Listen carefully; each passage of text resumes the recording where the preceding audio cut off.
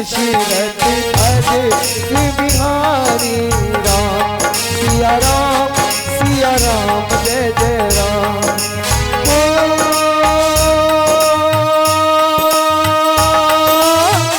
अवधपुरी रघु कुल मणि राम,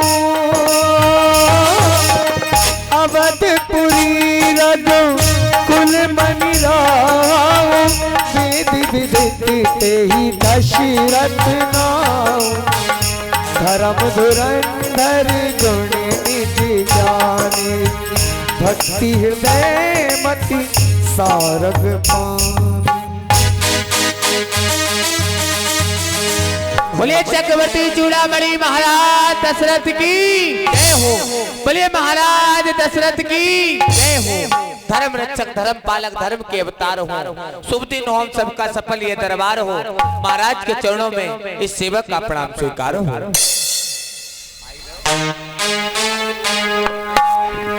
बोलिए महाराज दशरथ की जय हो, महाराज दशरथ की जय हो। सेवा हमारा धर्म है, सेवा बजाए हम, सेवा में राजन आपके पल के बिछाए हम। सफाई क्या दूं और इस सफाई पर जरा सी याद न आने दूं अपने पूज्य राजन पर। महाराज के चरणों में इस सेवक का प्रणाम स्वीकार हो।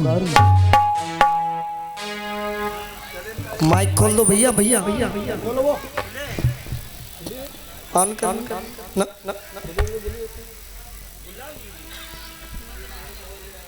नहीं खुला। हेलो हिल जा रहा है ना वो। महाराज दशरथ का दरबार धर्म धुरंधर राजा है।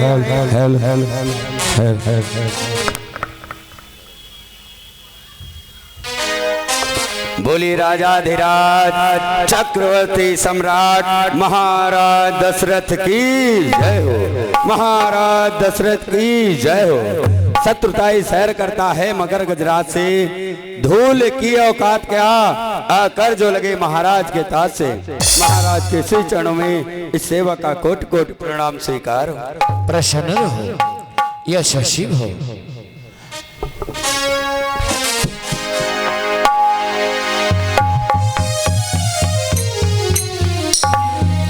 एक बार प्रेम से बोलिए चक्रवर्ती चूड़ामणि महाराज दशरथ की, महाराज दशरथ की।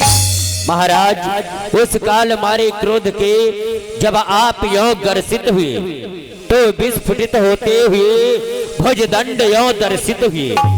दो पद्म सुंडों के लिए दो सुंड वाले गज कहीं है, मर्दन करे उनका परस्पर तो मिले उपमा कहीं।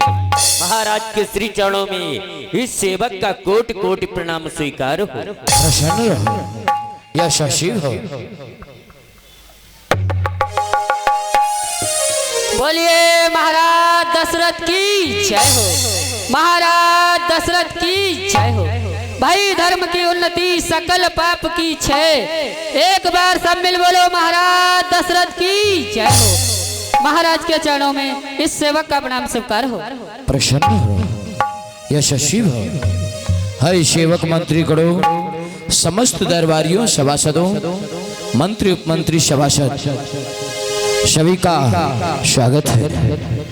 दरबारी की कार्रवाई प्रारंभ करने से प्रथम अपने इष्ट आराध्य भगवान रंगनाथ जी का ध्यान रखता हूँ। तुम सब भी उनका नमन वंदन करो।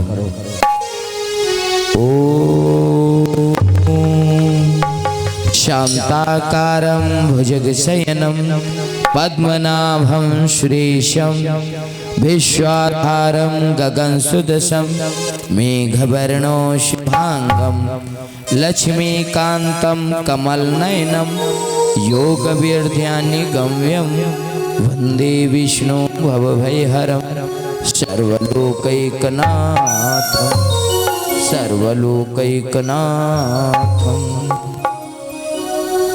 भगवान रंगनाथ जी को सशत नमन करते हुए, कुल गुरु वशिष्ठ को स्मरण करते हुए, सभा में उपस्थित संत समाज ब्राह्मण जन संत गणों को नमन वंदन करते हुए इस दरबार की कार्यवाही को प्रारंभ करते हैं। सुनाओ हमारे राज्य के कुशला, सुनाओ हमारे राज्य की प्रजा हर प्रकार से खुशहाल है, किसी प्रकार का कोई प्रजावासी को कष्ट तो नहीं है। महाराज, जिस राज्य में आपके जैसा प्रजापालक धर्म प्रिय न्यायपरायण राजा राज्य करता हो, उस राज्य में किसी भी प्रजावासी को कष्ट तो संभव ही नहीं। फिर भी यदि आप जानना ही चाहते हो महाराज, तो बिसर की सब्र में पलकर प्रजा खुशहाल रहती है। जिए युग युग तलक राजन, यही हर हाल कहती है। नहीं है गैर की वस्ती, स्वयं है आपकी वस्ती। यहाँ पर तो हवाएं भी सुख और शांति से बरसती हैं। धन्य है तुम्हारे शब्द सुन करके आनंद देते हैं मेरे मन को, जैसे बसंत खिला दे एक सूखे हुए मन को। क्योंकि प्रजा है लहलहाता हुआ बाग, ये राजा उसका माली है। कहो मंत्रीवर फिर से कहो, हमारी प्रजा की फली फूली हर एक डाली है। महाराज, आपके प्रताप से घर घर है आवादानी। सिंह और बकरी शत्रु होते हुए भी महाराज आपके शासन में पीते हैं एक घाट पर पानी। धन्य है तुम्हारे शब्दों को सुनकर मैं अत्यंत प्रसन्न हुआ। जैसे सूर्य कला से आती दर्पण में चपलाई, ऐसे ही तुम्हारे मुख से हमने पाई बढ़ाई। क्योंकि राजा का प्रथम कर्तव्य होता है प्रजारंजन, प्रजा को संतुष्ट रखा जाए। जो राजा इस पर विचार नहीं करता, वो राजा राज करने का नहीं बल्कि नरक का गामी होता है। जिस राजा को है नहीं ऊंच नीच का ज्ञान, वो राजा पस्तुल्य है, राज्य उसकी संसार। इसलिए हमारे राज्य में गौ सेवा, संत सेवा, ब्राह्मण सेवा, कन्या भोज, यज्ञ, भंडारे सुचारू रूप से चलने चाहिए। इन कार्यों में कोई त्रुटि नहीं होनी चाहिए। अवश्य महाराज, गौ सेवा, ब्राह्मण सेवा, कन्या भोज, भंडारा इत्यादि के समस्त कार्यों को सुचारू रूप से स्वयं मैं अपने निरीक्षण में संपन्न करा रहा हूँ। जिस भी वस्तु की आवश्यकता होती है राज दरबार से उसकी उपलब्धि कराई जा रही है। किसी में किसी प्रकार का कोई ऐसा ही होना चाहिए। क्योंकि हमारे राज्य में प्रजाजनों के बीच जहाँ पर सुख की असुविधा हो, अर्थात जल की असुविधा हो, वहाँ पर कुआं बावड़ी का निर्माण कराया जाए। जहाँ मार्ग कच्चे हों, पथिकों को चलने फिरने में कठिनाई होती हो, ऐसे मार्ग पक्के कराए जाएं। जहाँ पर छाया नहीं है, पथिकों को आने जाने में कठिनाई होती है, वहाँ पर वृक्षारोपण कराया जाए, अतिथिशाला का निर्माण किया जाए। हर प्रकार से समस्त प्रजाजनों को सुख प्रदान किया जाए। अवश्य महाराज। और हमारे राज्य में हर प्रकार से हमारी सीमा सुरक्षित रहनी चाहिए। महाराज, हाँ, आपकी आज्ञा के अनुसार सीमा की सुरक्षा भली प्रकार संपन्न की जा रही है। सेनापति, सेवक सब भली प्रकार अपने कार्यों में कार्यरत हैं। इतना ही नहीं, मैं नगर में अपना रूप बदलकर भ्रमण करता हूँ। यदि किसी को किसी प्रकार का कष्ट होता है तो उसके कष्ट को दूर करने का प्रयत्न करता हूँ। यदि मुझसे दूर नहीं होता है तो उसे समझाकर दरबार में लाता हूँ। महाराज, परंतु कल जब मैं दक्षिणी ओर भ्रमण करने के लिए गया तो वहां मैंने प्रजा को अत्यंत ही दुखी पाया। क्योंकि महाराज, उस क्षेत्र में कई बनेले जीव आए हुए हैं। क्या राज सीमा में बनेले जीव प्रवेश कर आए हैं? हाँ महाराज। तब तो हमारा प्रथम कर्तव्य यही है कि अपने प्रजाजनों का दुख दूर करने के लिए उन बनेले जीवों का शिकार किया जाए। जी महाराज। हमें तुमने खबर सुनाकर अत्यंत ही प्रसन्न कर दिया है। हम तुम दोनों भाइयों से बहुत प्रसन्न हैं। मंत्रीवर सुमंत और सेनापति सुपंथु, हम तुम दोनों से बहुत प्रसन्न हैं जो पल पल की खबर हम तक देते रहते हो। इसलिए इस अवसर हम शिकार के लिए चलेंगे और उस बनैले जीवों को नष्ट करेंगे ताकि हमारे प्रजाजनों में कोई व्यवधान न हो पाए। अवश्य महाराज। हमारा रथ तैयार किया जाए। सारथी तुम ही चलो। इस प्रकार महाराज दशरथ उन वेहलियों का शिकार करने के लिए सुते ही तपते हो जाते हैं, क्योंकि राजा का कर्तव्य होता है कि प्रजा का दुख सुख संकट देखना, तो आके खबर जताई जाती है। महाराज आज सुते ही तैयार हो जाते हैं। चलिए, मैं स्वयं चल रहा हूँ और तुम भी हमारे साथ में चलो।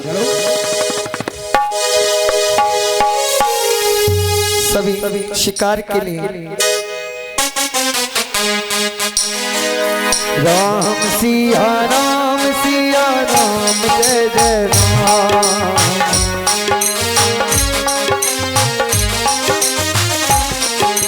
राम कहानी सुनो रे राम कहानी, श्री राम जय राम।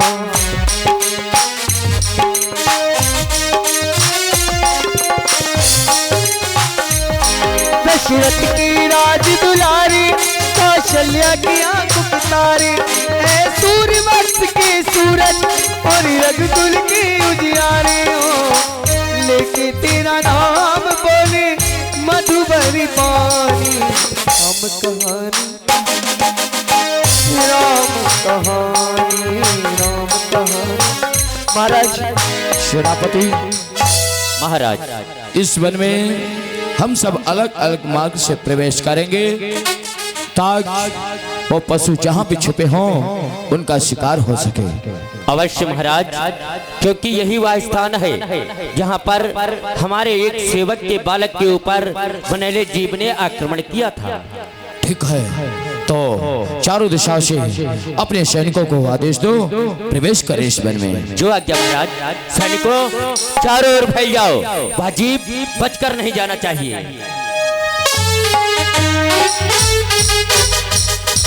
चारों ओर से पहरा देने लगते हैं, लेकिन जो शेष द्वार रहता है महाराज दशरथ सुते ही धनुष और बाण लेके तट पे हो जाते हैं।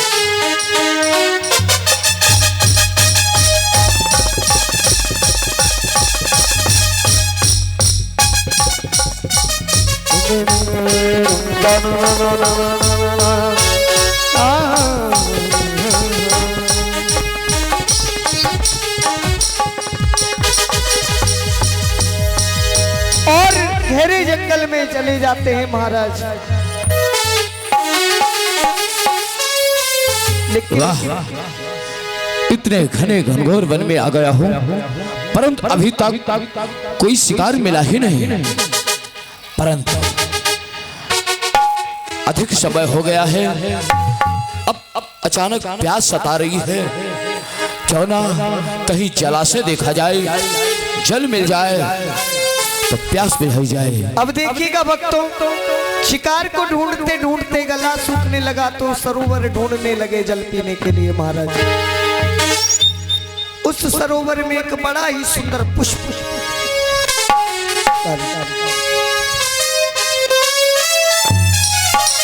महाराज सरोवर पे जाके देखते हैं। वाह, कितना सुंदर सरोवर है। यहीं पर जल पीकर प्यास बुझाता हूँ।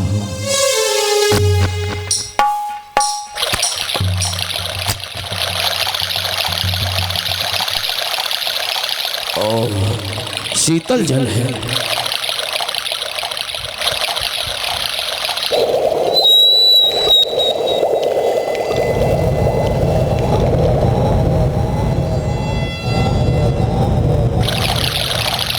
महाराज सरोवर में जल पीने जाते हैं।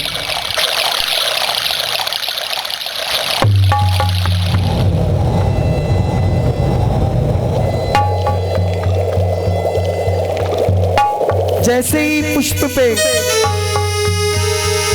महाराज सरोवर के नजदीक जाते हैं, पुष्प दूर हटने लगता है। वाह, इच्छा तृप्त हो गई। कौन बजा रहा अरे ये क्या? इस सरोवर में ये पुष्प कितना सुंदर खिला हुआ है। अरे इस सरोवर का जितना शीतल जल है उतना सुंदर पुष्प है। क्या लौकिक है। शिकार नहीं मिला तो क्या हुआ, इस पुष्प को तोड़ लूं और अपनी महारानी को प्रदान करूंगा। पुष्प जब हमारी महारानी कैकेयी के केशों में पहुंचेगा तो क्या उनकी सुंदरता बढ़ेगी। और वैसे सत्य कहूं, पुष्प का भी भाग्य तभी चमकेगा। इस पुष्प को तोड़ लेना चाहिए। जैसे ही महाराज आगे बढ़ते हैं,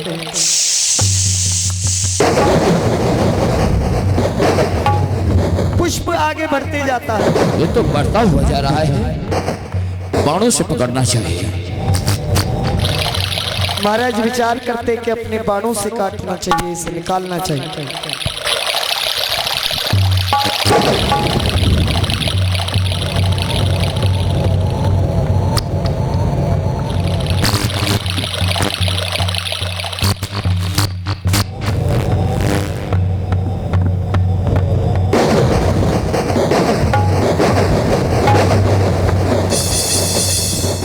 जैसे ही ये क्या, हमारा बाण कभी नहीं चूकता था, आज इस पुष्प पर हमारा बाण चूक क्यों रहा है? नहीं, इस बार नहीं चूकेगा।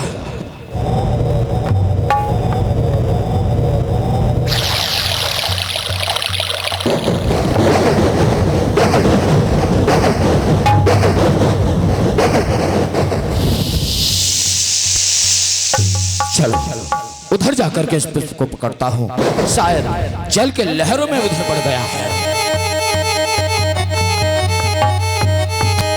महाराज ने और बहुत प्रयास किया लेकिन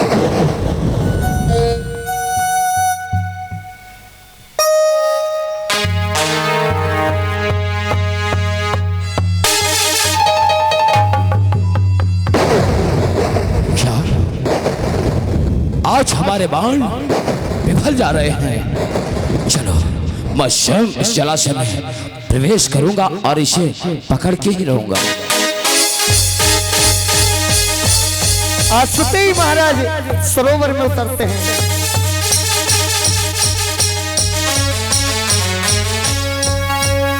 जैसे ही पुष्प के समीप जाते हैं, करीब जाते हैं, पीछे हटता है।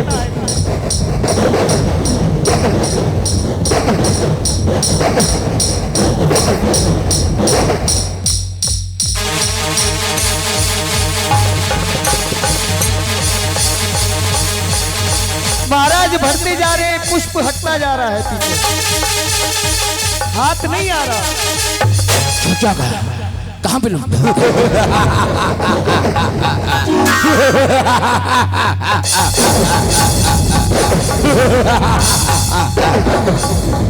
राजन, आपके प्रयास विफल जाएंगे, क्योंकि मैं अपने धर्म को डिगाता नहीं और कभी निर्वंशियों के हाथ आता नहीं। ये क्या, आज ये पुष्प मेरे पे हंस रहा है, मेरे पे हंस रहा है कि मैं निर्वंशियों के हाथ नहीं आता। इस पुष्प को भी भान है कि हमारी कोई संतान नहीं है। आज इस सरोवर में ये पुष्प मुझ पर हंस रहा है, मुझ पर हंस रहा है।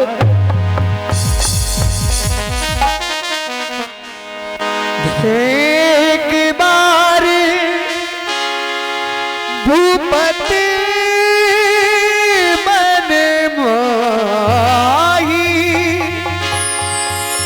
और भई गलानी मोरी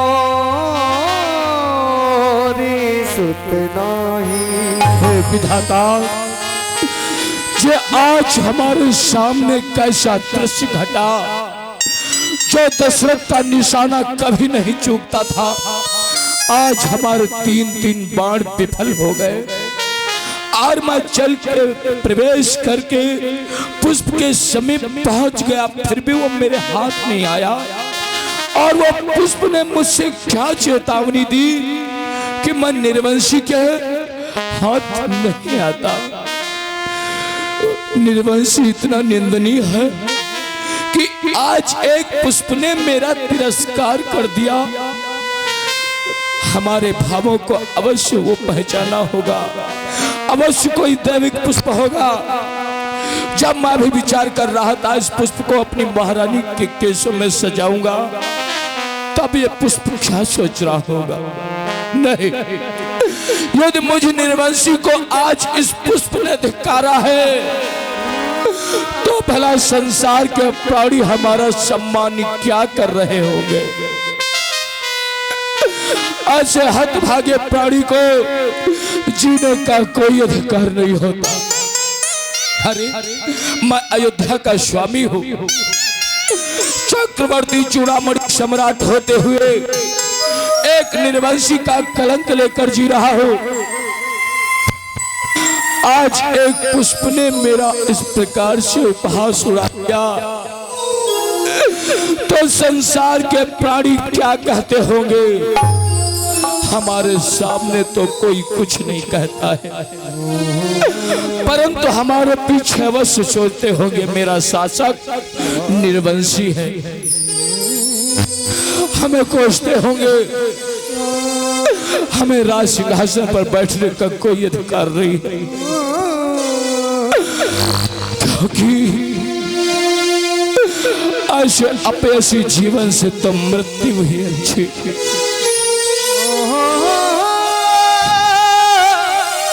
बड़े चिंतित महाराज दशरथ हो जाते हैं। नहीं, आज मैं इस अपने बारे में इतना कुछ जानकर अब और जीवित नहीं रह सकता। क्या फल मिला चक्रवर्ती चूड़ामणि सम्राट बनने का, जब कर्म तो साथ ही रहे? कौन से कर्म ऐसे किए जो तीन तीन महारानियों के होते हुए निर्वंशी का कलंक लेकर जीना पड़ रहा है? इससे अच्छा है कि अब मैं कल का सूर्य नहीं देखूंगा। आज महारानी कौशल्या के भवन जाकर मैं अपने प्राणों का त्यागन कर दूंगा, विधाता त्यागन कर दूंगा। महाराज दशरथ आज बड़ी चिंतित है, जो कि एक पुष्प ने भी धुतकार दिया कि मैं ना अपनो धर्म ला जाऊं, निर्वंशी के हाथ ना। महाराज प्रण कर गए कि जब मैं निर्वंशी हूं तो जीकर क्या